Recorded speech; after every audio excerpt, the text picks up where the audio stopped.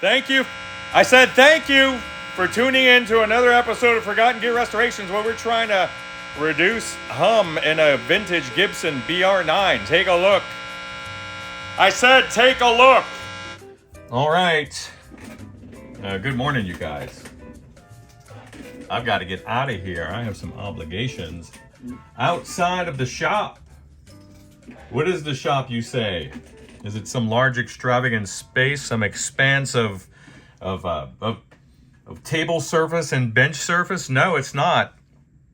It's a spare bedroom with what was a studio desk that's been transformed and converted into a bit of a lab. I would say it's a lab device now. It holds all of my scientific test gear, because I do restorations outside of guitar amps and I just don't promote that stuff. But that's the stuff on the side. And then I have some other shelving and a drawer system set up for parts and all this other stuff. And I have a computer monitor set up and a whole thing. And one day maybe I'll sweep over it again. It's been a long time. But this is neither here nor there, is it? No, it's not. And what is it? Well, I've got a new approach to this Gibson BR-9. As you can see, the multi-section cap can is gone. I'm going to run a little bit of a different configuration. I'm going to use discrete caps. This is going away. That way I can control where everything's being grounded, and we're going to optimize grounding for this particular thing. I've also run shielded lead there on the volume pot. The lead coming off of the jacks here is so short. It's in the millimeter range, so I'm not going to shield that. The bodies of the resistors, the grid resistors, is literally longer than the lead connecting them to the solder tab there on that grid. Now, we've got shielding off the volume pot. Then we have a run of shielded cable here to connect the grid, since everything's in parallel. This was passing right next to an untwisted heater line. They had the heaters running in two parallel lines here, and then two parallel lines fore and aft.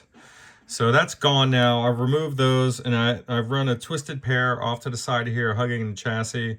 And then here, I just have to straighten it up a bit, coming back around to this other 6v6 over on the western or left side here.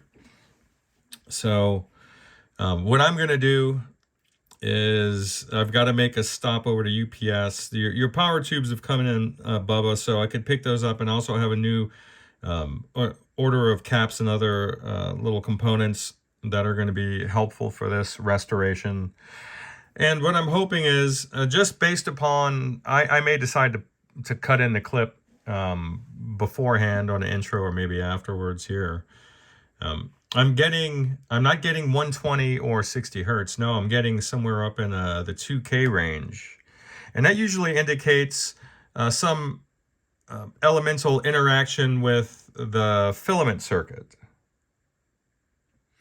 And then that, of course, caused me to reinvestigate this here. And there is, yes, a center tap joining the ground.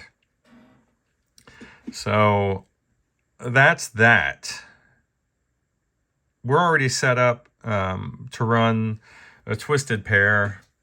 So why not just go for it? So that's where we are. Let's just be proactive and preemptively snuff out all the usual forms of hum.